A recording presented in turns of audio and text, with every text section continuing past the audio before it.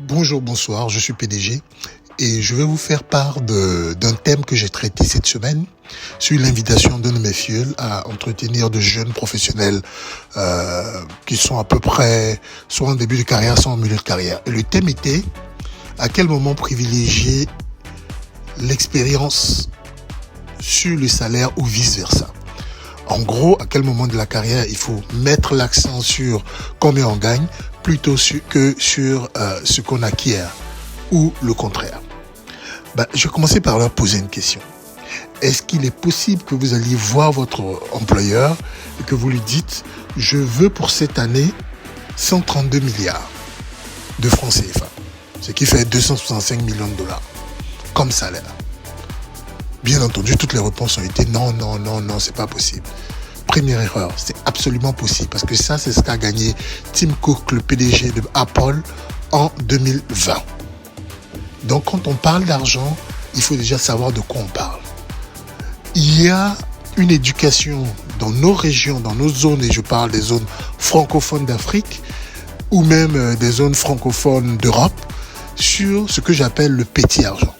C'est dire, on va vous présenter une situation où quelqu'un gagne 5 millions, 6 millions par mois comme étant super riche.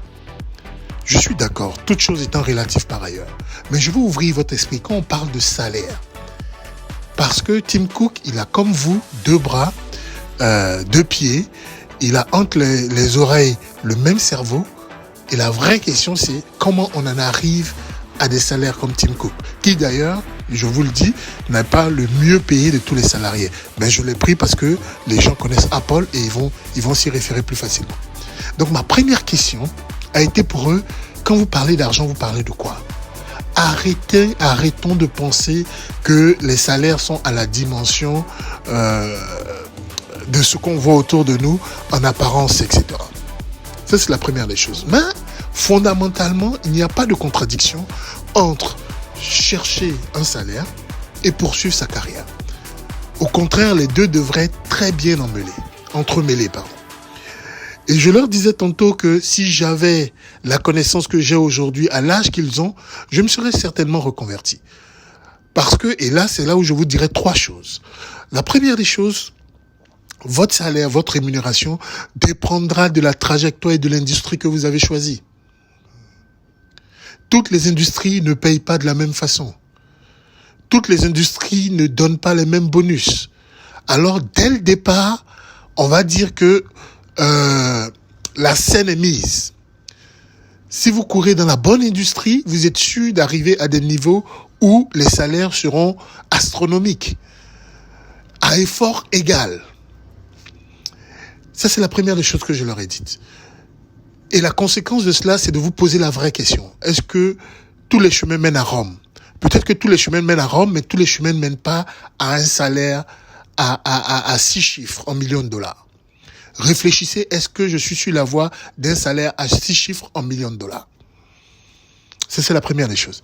La deuxième des choses, au niveau de votre entreprise déjà, posez-vous la question, quelle est la philosophie de mon entreprise ? Et ça, tellement de gens ignorent. Les gens vous parlent de carrière, de coaching, mais ils ignorent quelle est la philosophie salariale d'une entreprise.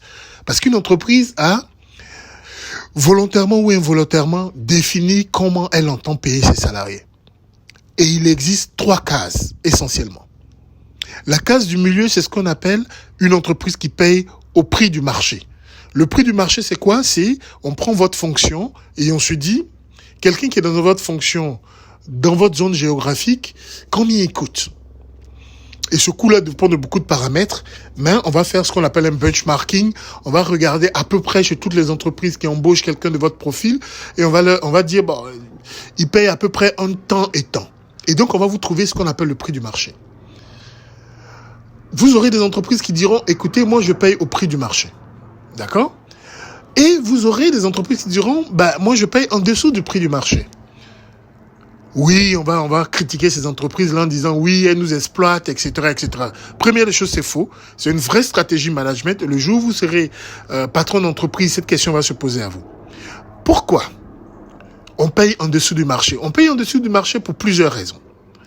Première des choses, l'entreprise n'a pas suffisamment de cash pour payer dans le marché. Ok, ça arrive. Donc, elle commence par payer en dessous du marché, en espérant que chemin faisant, elle arrive à payer dans le marché, au prix du marché. Deuxième des choses, il existe une abondance de main-d'œuvre. C'est-à-dire vous, si vous démissionnez aujourd'hui, l'entreprise n'a pas de problème à vous remplacer. Et c'est le cas de tous ceux qui travaillent dans les travaux manuels. Vous vous rendez compte que quand on renvoie un ouvrier, on réfléchit pas parce qu'il y en a 10 qui attendent. Ça aussi, ça motive une entreprise à dire, il y a tellement de main-d'œuvre que je paye en dessous du marché. Celui qui ne veut pas y part, je sais que j'en aurai un autre. Troisième des choses qui fait qu'une entreprise paye en dessous du marché, c'est que votre job n'est pas irremplaçable. Votre job n'est pas techniquement indispensable. Ça veut dire quoi? Il suffit qu'on traîne. En français, on dit, on forme quelqu'un pendant 2-3 heures, il peut faire tourner la machine que vous faites tourner. À partir de cet instant, vous n'êtes pas indispensable. Donc, voici les philosophies qui font que, une entreprise peut payer en dessous du marché. Donc, il s'agit d'une vraie décision management. Il ne s'agit pas de méchanceté ou quoi, comme j'entends dire. OK? Mais il existe aussi des entreprises qui payent au-dessus du marché. Et pourquoi une entreprise paye au-dessus du marché? Il faut bien comprendre. Il existe, encore une fois, 3 situations minimum dans lesquelles une entreprise paye au-dessus du marché.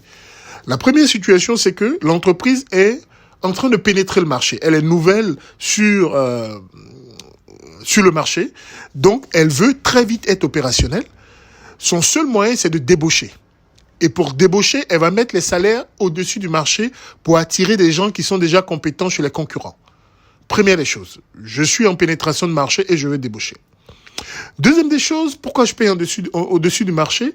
Je suis dans un secteur où la formation de mes employés m'a coûté cher. Donc je ne veux pas que quelqu'un les débauche aussi facilement. C'est bien ce qu'on disait. Autant ceux qui payent en dessous du marché vont payer parce que des gens sont dans des jobs qui peuvent être facilement remplaçables. Autant d'autres vont payer au-dessus du marché parce que les jobs sont pas remplaçables. En tout cas, pas aussi facilement. Donc, la deuxième raison pour laquelle une entreprise peut payer au-dessus du marché, c'est que les jobs nécessitent tellement d'investissement qu'ils ont besoin de garder ces employés-là. Donc, ils payent au-dessus du marché pour protéger leurs employés quelque part et leur investissement. Troisième des raisons pourquoi une entreprise paierait au-dessus du marché, c'est par exemple les entreprises qui ont mauvaise presse. On a tous connu dans le domaine du tabac, les entreprises de tabac vont toujours payer au-dessus du marché parce que tout le monde n'a pas envie de travailler pour des entreprises de tabac à cause de la presse. Et il y a d'autres entreprises comme ça.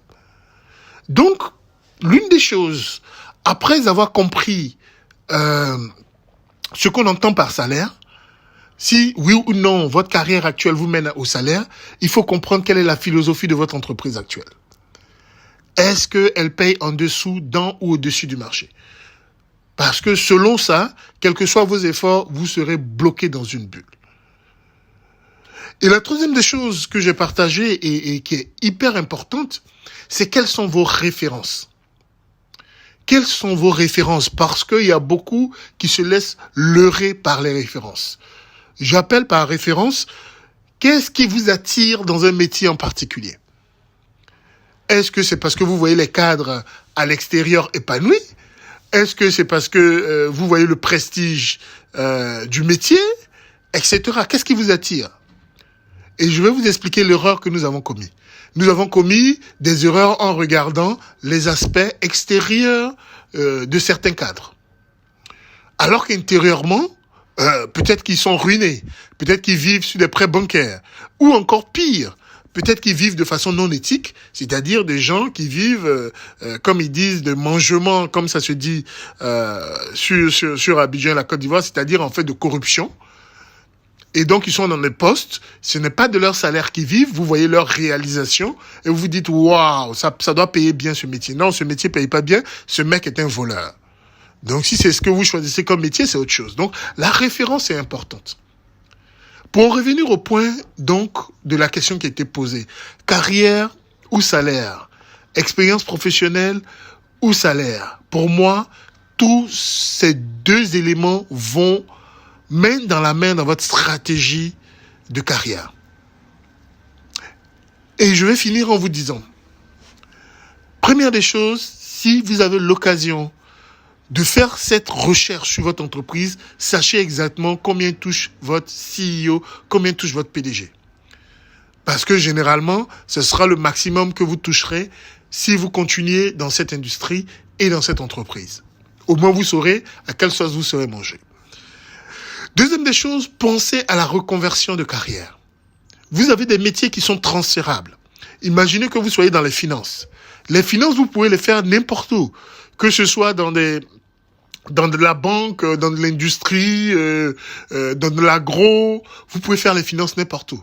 Mais au moment où vous choisissez dans quelle entreprise partir et pourquoi y aller, assurez-vous que vous comprenez exactement quelle est la dynamique salariale de cette entreprise-là.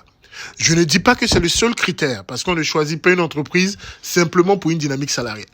Mais c'est un critère important, parce qu'à la fin de la journée, ce que vous rapportez à la maison, c'est soit du stress, soit du salaire. Donc, assurez-vous au moins que vous êtes sur la bonne voie.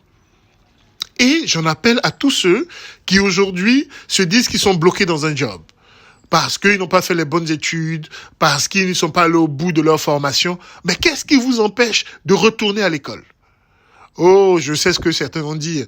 Je suis déjà vieux, j'ai passé 40 ans, j'ai passé 35 ans, j'ai fait ce que je fais depuis trop longtemps. Mais laissez-moi vous dire. Même si vous ne faites rien, vous aurez 40 ans. Si vous ne faites rien, vous aurez 45 ans. La question, c'est quand vous aurez 45 ans ou 50 ans. Est-ce que vous serez quelqu'un avec plus de compétences ou quelqu'un qui aura eu 45 ans par l'effet de la nature, donc sans aucune compétence? Il n'est jamais trop tard pour vous reconvertir. En tout cas, pour retourner à l'école, pour compléter ce que vous voulez, pour rattraper votre trajectoire. Parce que voici ce qui va se passer. Tout ce que vous avez appris avant va vous servir dans votre nouvelle vie. Donc, pensez à la reconversion en tenant compte de la question suivante. Où est-ce que me mène ma carrière? Est-ce que je suis dans un job qui va payer bien un jour? Ou est-ce que je veux vivre de dette bancaire toute ma vie? Parce qu'une maison, aujourd'hui, en moyenne, c'est 15 ans de dette bancaire. Chers amis, c'était un super thème et je vous encourage à réfléchir et à repenser votre carrière et la façon dont vous la menez. C'est PDG, on reste connecté pour plus à venir. Merci.